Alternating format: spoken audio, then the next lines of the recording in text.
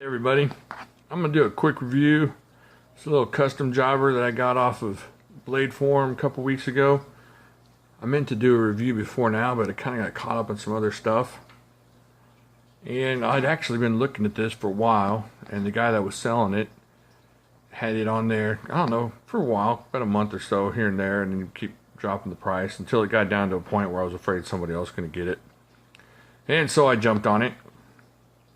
And the way he has it labeled on his sale is it's a Tanto Swayback, I think what it's called. Yeah, Swayback Tanto. And so I'm going to go ahead and jump on into the specs and stuff, and we'll look at it a little bit. It's 3.5-inch blade. Let's see, 1, 2, 3.5-inch blade. Let's see what the steel is here. 80 CRV2 steel. I don't know a lot about that steel. All I know is you got to put a little oil on this so it doesn't rust up. But it's got some cool patterning that he put on there, his own little patina, so that was kind of cool. And he got his, it comes from a maker named Jag Knife.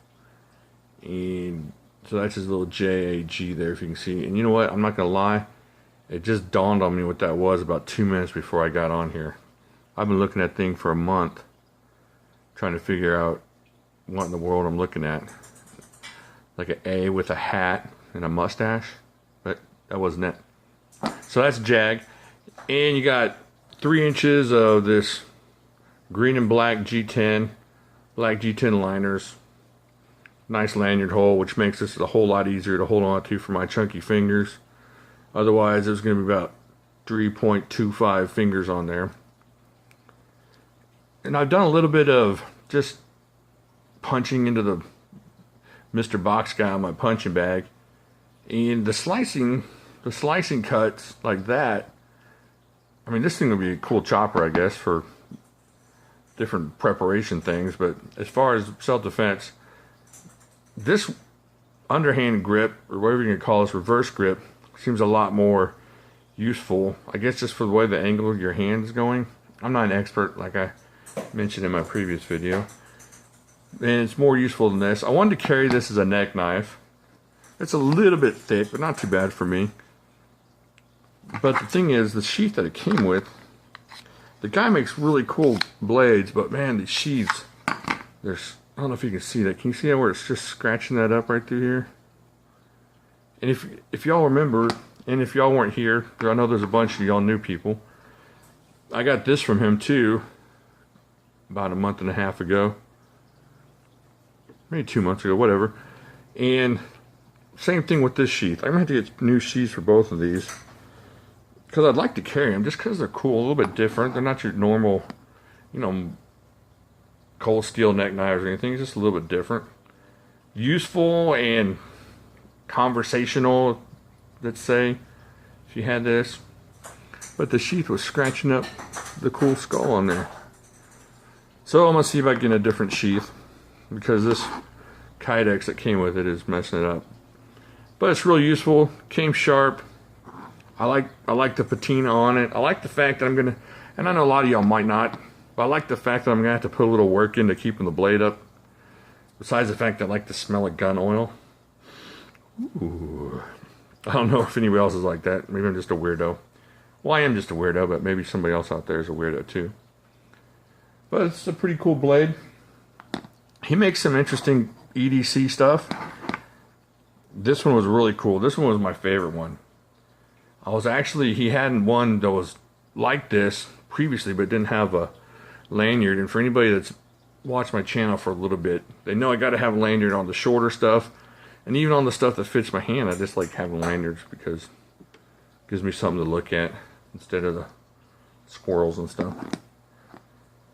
So, just a quick review. I kind of got into some not super expensive custom fixed blades. I got a few of them. Not that I'm not looking at different other knives, you know, cold steel or whatever, or ZTs, and I just say, Alright, well anyways, I'll have to come back through for this, but there you go. Just a quick look at this. I had mentioned this in what came to my door a few weeks ago, and I never got around to looking at it. and I wanted y'all to see it. Just kind of get an idea. There's some cool knife makers out there making some different things, and it's not always about carrying what's new or what's, you know, hyped up over at Blade HQ or Knife Center. Sometimes there's some cool stuff floating around that people are just making custom, and it's not super expensive. I think this one was like 85, and this one ended up being 75, something like that. And right there, you got some cool little jobbers to play with and look at, and like I said, start a conversation with. So that's it for that. Like here, subscribe here. Thank you to everybody that's been subscribing, and my old subscribers, thank y'all, and new stuff coming up, I promise. And leave a comment. Let me know what you think. What do you think about this? What do you think about that one? Either one. There's a video on this one, so you can go check that one if you have time. And I will talk to y'all later. Alright, I didn't want y'all to take my word for it, so I'm just going to show you a little bit of stabbing and cutting with this, just for a couple seconds here. So, here we go. This is that knife I was just showing you guys. I'm going to do a little underhand stuff here. Let's see, is that going to be on video? Alright, so we'll try and hit it in this general area. See what we can do. So you got to get a little good cut across. That's going to dig into somebody's face pretty nicely. Not face, I meant armor or whatever. Get some good jabs in there. Good stabbing. But see what I'm talking about here is the downward slice. Like if you're carrying it, such and such, overhanded like this, that point's really not going to do anything. I mean, you get some good slices there if you're digging in. I guess with, you know, self-defense on face or arms or whatever, that's going to really mess you up. But I kind of like the underhand just a little bit better. A little bit better on the jab and stuff like that. Ooh, that's a nice one. See there? Come up with that. Get some nice uppercuts here. Some nice uppercut cuts there. Can you see that pretty good? So it's definitely going to do some messing up. And I'm going to need a new box pretty quick. That's okay. See? So, pretty useful. Little last ditch self-defense. How do I get this? Last ditch self-defense kind of neck knife. That would be kind of cool. And like I said, it's different. And different's always better. Or good. Alright, so now I will really talk to y'all later.